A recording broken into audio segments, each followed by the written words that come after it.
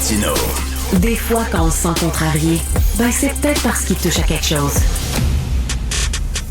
Émotionnel ou rationnel.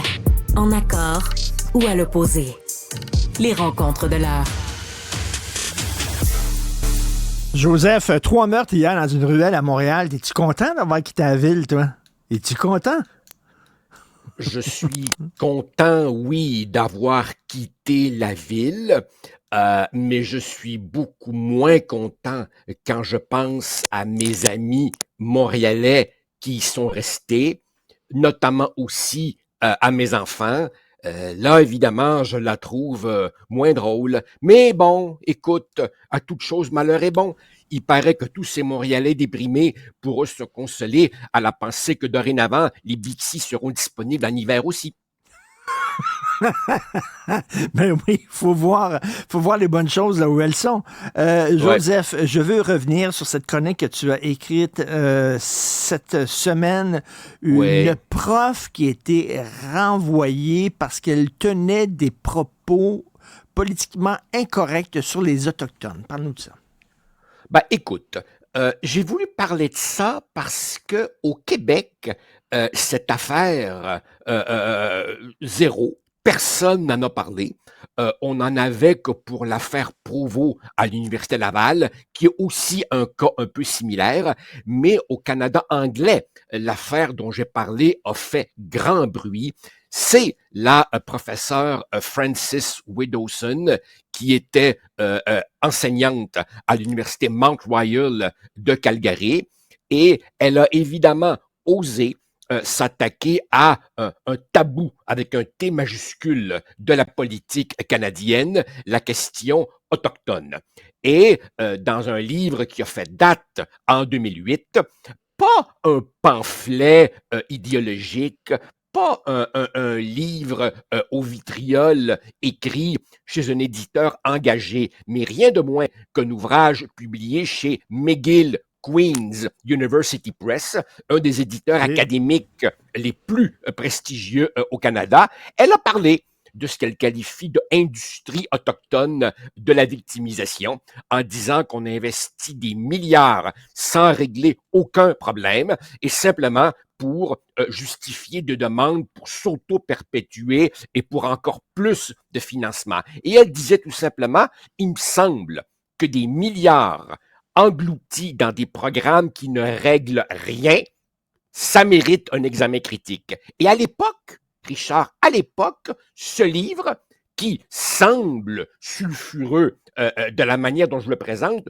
ce livre avait été en lice pour un prestigieux prix académique, le prix Donner. Donc, à l'époque, on pouvait dire ça.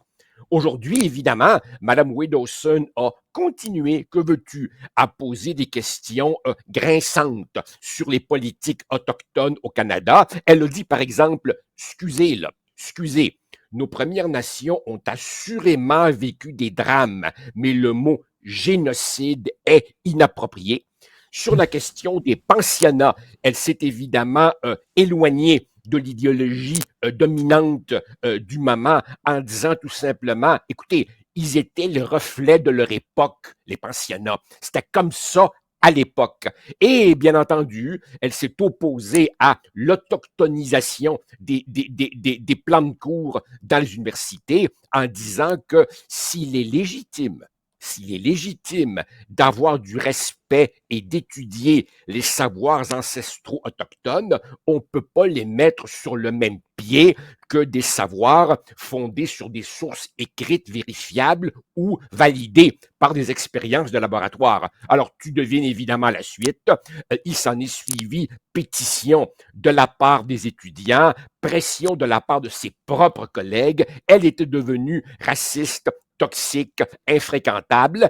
Et bien entendu, le problème de Mme Widdowson fut que plutôt que de prendre son trou, elle a continué à se battre, utilisant Twitter de façon un peu grinçante, merci. C'est-à-dire que quand elle reçoit une claque, elle se laisse pas faire, puis elle répond. Et tout ça a finalement entraîné carrément son congédiement. Alors évidemment, elle conteste son congédiement et donc il y a certains éléments qui n'ont pas été rendus publics parce que cette affaire-là est encore dans le processus administratif et juridique, mais elle a été congédiée. Alors évidemment, le délit d'opinion maintenant, ça existe dans les universités canadiennes. Dans mon temps, Richard, quand un prof avait la permanence, autrement dit, quand il était tenured, pour reprendre le mot anglo-saxon, tu ne pouvais être congédié que si tu tripotais une étudiante, que si tu plagiais à répétition, que si tu prenais des fonds de recherche pour les rénaux de ta cuisine, que si tu truquais des résultats de laboratoire. Mais maintenant, on peut te congédier parce que on pense ce que n'aime pas la pensée dominante. On est rendu là. Écoute, te dis une chose importante. Son ouvrage a été publié au McGill University Press. C'est bien ce que tu as dit. Ouais. Tu connais comment ça 2008. fonctionne, comment ça fonctionne, les presses universitaires. Là. Toutes les grandes universités ont leur maison d'édition. La presse universitaire de McGill, quand vous publiez un ouvrage dans un éditeur d'universitaire, tout doit être blindé. Tout est vérifié parce que c'est le McGill University Press. Il en va de la réputation de ton université. Alors, ils sont encore plus rigoureux que n'importe quel autre éditeur. Donc, si elle a passé le test du McGill University Press, puis ont jugé que son livre était suffisamment important et rigoureux pour qu'il publie, comment ça se fait que quelques années plus tard, c'est un ouvrage infréquentable acheté au feu? Qu'est-ce qui s'est passé? Richard, tu viens de dire, quelques années plus tard, son ouvrage a été publié en 2008 et nous sommes en 2024. Ça montre justement à quel point l'air ambiant dans les universités a changé. C'est-à-dire qu'aujourd'hui, il faut évidemment se taire ou chanter avec la chorale. Sinon, évidemment, les étudiants ou même des collègues peuvent s'en prendre à toi pour toutes sortes de désaccords idéologiques. Et bien entendu, Madame Widdowson, qui n'a pas froid aux yeux, continue à essayer de faire des conférences.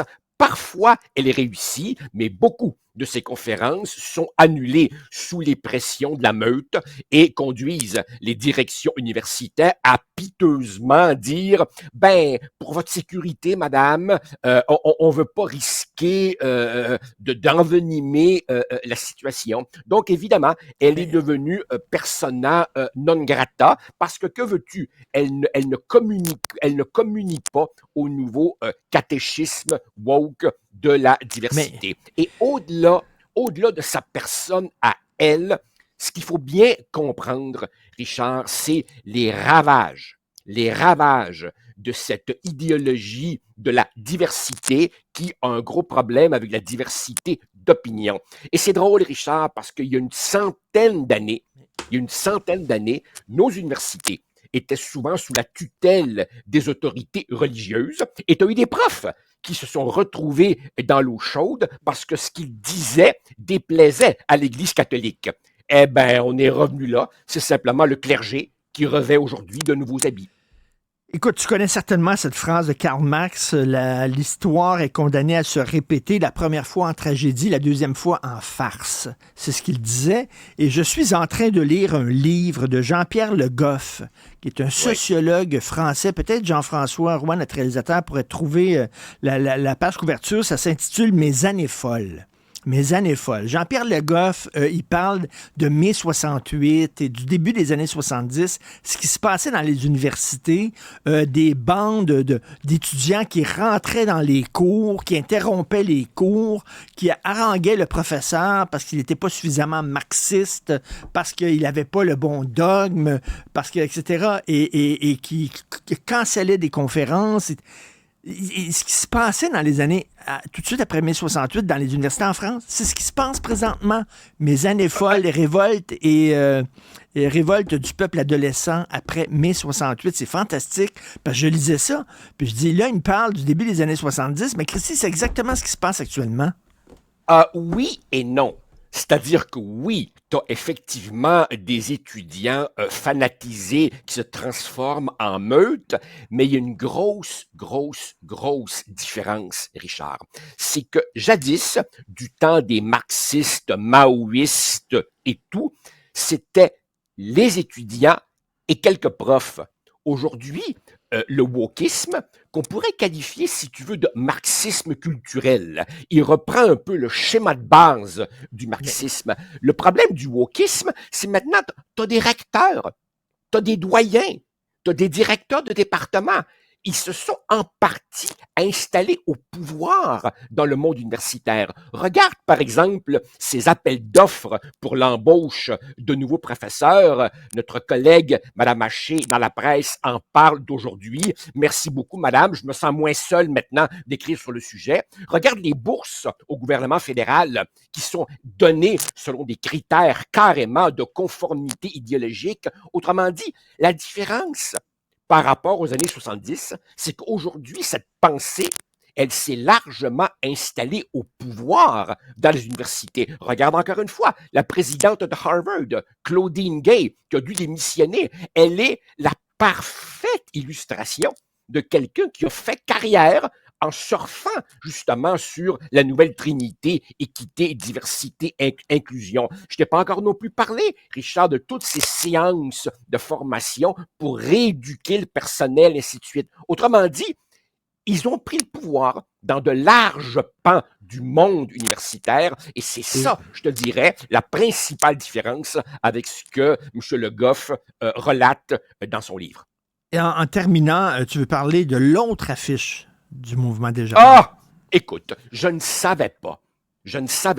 C'est ce matin dans le journal que l'ex-ministre et ex-candidat à la présidence de Desjardins, Daniel Payet, a porté à ma connaissance. Il a dit, un instant, là, il y a aussi une autre affiche, la vraie, l'affiche officielle, celle que Desjardins aurait voulu voir largement diffusée. Et celle-ci, j'en croyais pas. C'est un vélo jaune, avec le petit panier en avant, un vélo jaune, puis en haut, c'est écrit « Jour férié ». Aucun rappel de la raison pour laquelle c'est férié, aucune référence. Regarde le petit panier en avant, pour aller pique-niquer. Hein, il manque juste la nappe carottée puis le petit panier en osier. Mais il est là, le panier. On s'en va pique-niquer. C'est un jour férié. Où sont les patriotes là-dedans? Où est la raison pour laquelle c'est une journée fériée? J'en reviens pas. Daniel Payet dit le mouvement Desjardins veut s'extirper de son contexte québécois. Voilà, Daniel dit il perd son âme québécoise. Oh, by the way, Richard, as-tu entendu Guy Cormier, le président de Desjardins, au cours des 12 ou 24 dernières heures? S'il a sorti dans les minutes qui ont précédé notre entrée en onde, j'en prends acte et je m'en excuse, mais silence assourdissant de la haute direction de Desjardins. Écoute, c'est pas compliqué, là. En termes de com, il n'y a qu'une affaire à dire. On s'excuse. Puis on a un énorme examen de conscience à faire, puis on va se reconnecter sur nos bases historiques et culturelles. Ils sont-tu encore capables de faire ça? J'en reviens pas. Et le vélo en question, là, je m'excuse, mais des vélos comme ça avec le petit panier en avant, tu vois ça dans les films français qui se déroulent dans les années 50. Je connais personne qui se promène avec un vélo comme ça aujourd'hui à Montréal. Ça fait très, très Jean-Pierre Mocky, là, tu sais, ce genre de film-là. Là, oui. C'est catastrophique. C'est un ratage de A jusqu'à Z. Mais à mon avis, Richard, derrière le ratage des coms puis des relations publiques, il y a toujours en dessous, tu sais, un iceberg, là, la grosse partie, tu la vois pas. Quand tu as un ratage de communication comme celui-là, c'est qu'en fait, c'est toute ton identité qui est en cause, c'est toute ta lecture de la société qui est fausse. Ces gens-là ont oublié qui ils sont puis d'où ils viennent. Ça, Exactement. Merci, Joseph. À demain. Au plaisir. Ça marche.